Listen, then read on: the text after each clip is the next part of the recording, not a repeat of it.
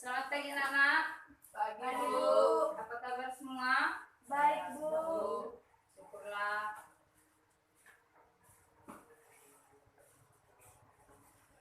Kabar Ibu sehat? Sehat. Sebelum kita mulai belajar kita, ada baiknya kita berdoa dulu. Francisca pimpin doa.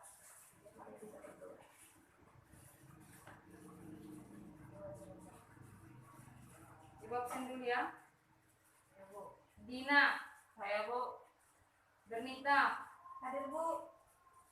Jessica, Hadir, Bu. Francisca, Hadir, Bu. Haryati. Hadir, Bu. Hadir semua ya. Ya, Bu. Minggu lalu kita telah mempelajari tentang zaman praaksara. Masih ingat? Masih, Bu. Masih ingat tentang zaman praaksara? Masih, Bu. Apa itu zaman praaksara? Zaman praaksara adalah zaman di saat yang belum mengenal tulisan, Bu. Ya, yang lain? Zaman di mana manusia belum mengenal tulisan atau disebutnya mereka, Bu. Ya. Zaman praaksara adalah zaman sebelum adanya tulisan.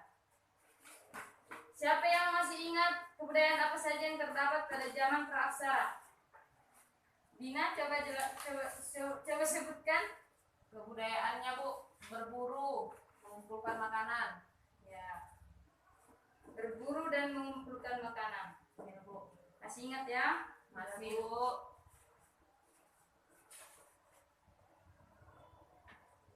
Materi kita hari ini yaitu tentang masuknya pengaruh Hindu-Buddha di Indonesia.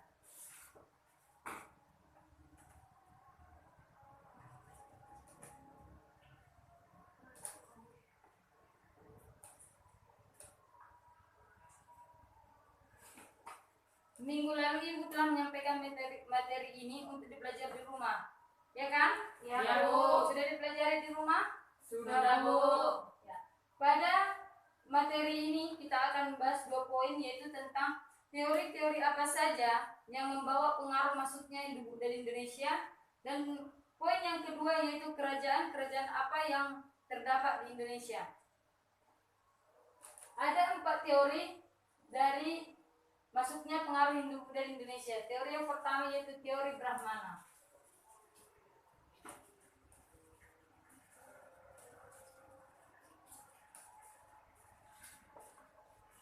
Teori Brahmana ini adalah kaum pemuka agama atau disebut juga dengan pendeta.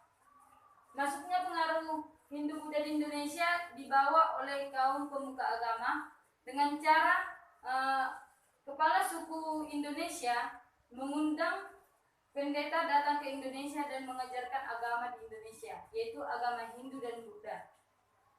Dan teori yang kedua yaitu tentang teori kesatria. Teori kesatria ini adalah kaum bangsawan atau disebut juga raja-raja.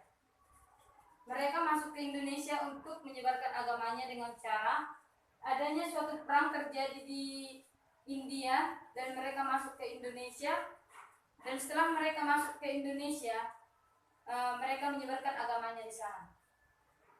Selanjutnya yang ketiga yaitu tentang teori Waisya. Teori Waisya ini adalah pengaruh Hindu-Buddha yang dibawa oleh kaum berdagang. Di sini kaum pedagang membawa pengaruh Hindu-Buddha di Indonesia dengan cara berdagang. Mereka datang ke Indonesia berdagang sambil menyebarkan agamanya. Paham sampai di sana? Paham, Bu. Dan keempat yaitu teori arus balik.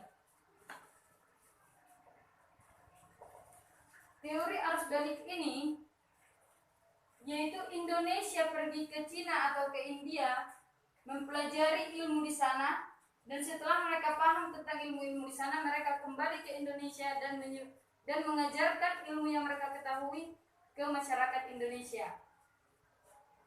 Dan kebudayaan dari Hindu-Buddha di sana dibawa oleh Indonesia tentang bagaimana cara perekonomian di Cina dan di India. Di sini paham? Paham, Bu. Ya, Jessica, Ibu tanya dulu. Apa tadi teori Brahmana? Teori Brahmana itu merupakan penyebaran agama Hindu-Buddha yang dibawa oleh pengajar dan pembuka yang disebut dengan pendeta. Ya, betul sekali. Francisca, apa yang disebut teori arus balik? Teori arus balik adalah teori yang dibawa oleh kaum pelajar Indonesia yang pergi ke India atau ke Cina untuk mempelajari ilmu di sana dan dibawa pulang kembali ke Indonesia untuk diajarkan kembali di Indonesia. Ya, betul sekali. Nampaknya belajar semua di rumah.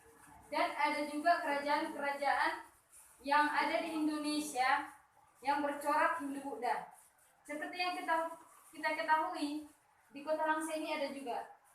Siapa yang tahu vihara yang ada di Kota Langsa? Udah pernah ke sana? Belum. Bu. Ya, Dina udah pernah ya. Lain kali pergi ke sana. Tidak ada uang masuk. Iya, Bu. Iya. Baru masuk, Bu. Oke, Mak. Paham sampai di sana? Paham, Bu? Bu, ada pertanyaan? Ya, Dina. Bu, di dalam 4 teori itu kan ada Brahmana, Ksatria, Waisya, sama Bali. Ya. Itu kan Bu berbeda-beda dari kaum. Jadi Bu di situ bisa nggak mobilitas sosial Bu? Oh, Ibu mau menjelaskan ya. Di dalam masuknya pengaruh Hindu-Buddha ini ada 3 pengaruh. Yaitu yang pertama, stratifikasi sosial. Dan yang kedua yaitu mobilitas sosial.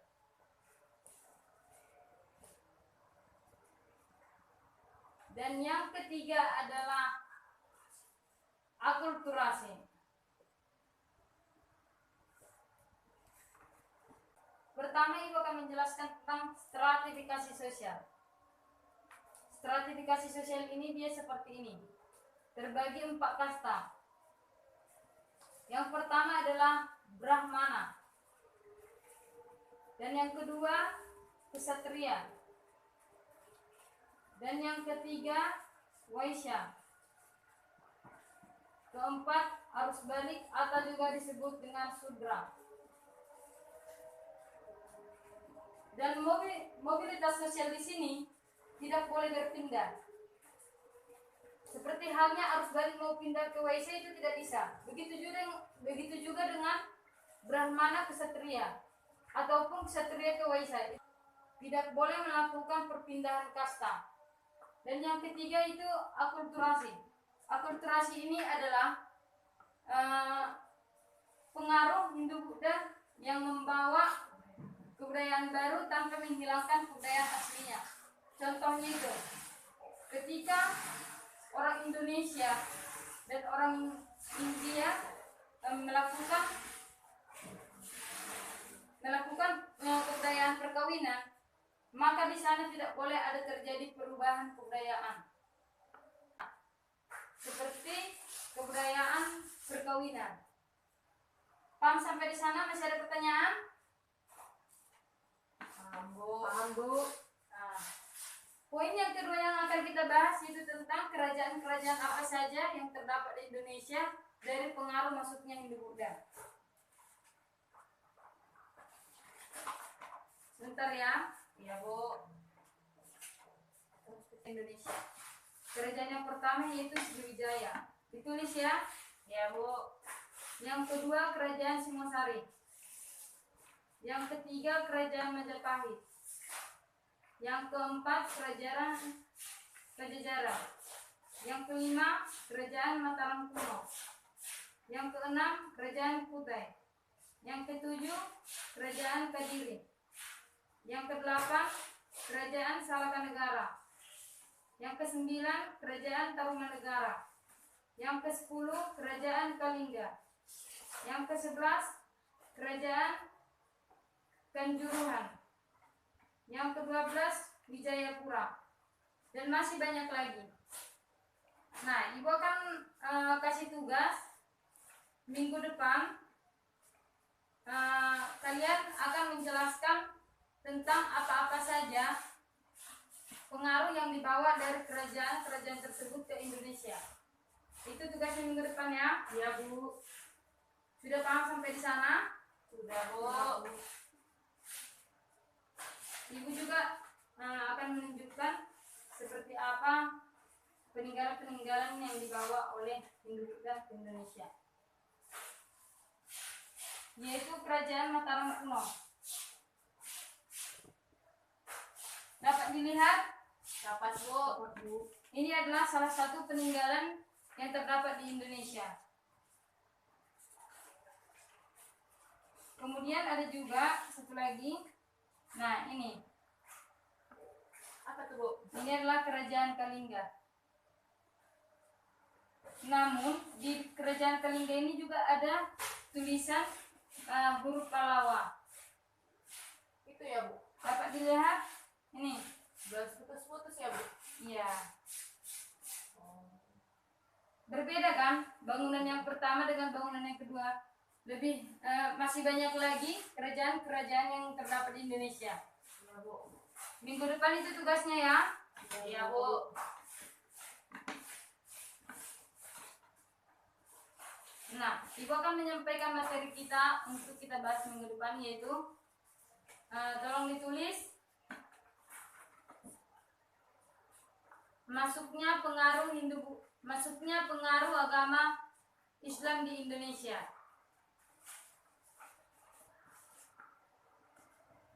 Sudah ditulis? Sudah, Bu. Nah, tadi kalian sudah bilang kalian sudah paham tentang materi yang Ibu sampaikan hari ini.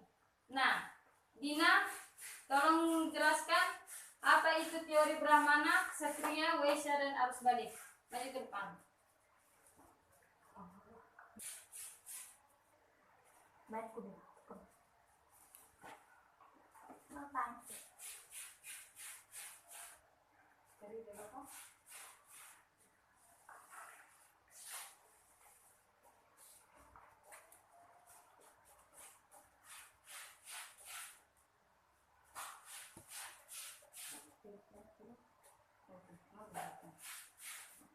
Nah, nampaknya sudah tahu ya bahwasanya Brahmana itu adalah kaum pendeta, Ksatria itu adalah kaum bangsawan atau disebut juga raja-raja.